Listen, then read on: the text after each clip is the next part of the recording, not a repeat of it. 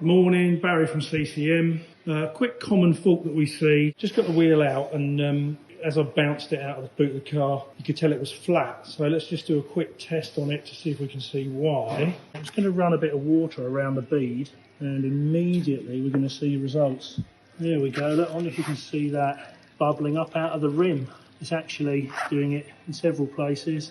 So this wheel was never going to stay blown up. It's leaking around the bead. Where inside that area there where my finger is where the tyre and the wheel rims seal against each other. And it's not uncommon for alley wheel rims to corrode a little bit and just allows air to seep out. It needs the tyre to come off of the wheel rim, the inside of the bead to be cleaned properly, and then we put a product called a bead sealer in there. And then, as with all good tyre bays, we would check it before we pass it back to the customer. That's a really common fault for a lot of alloy wheel rims. For most of you, you'll see it these days with your tyre pressure monitoring system will flag up that one of your tyres is going down. This is a run flat tyre, so the guy could have carried on driving about on it. Yeah, not the end of the world to fix it, but yeah, something to be aware of.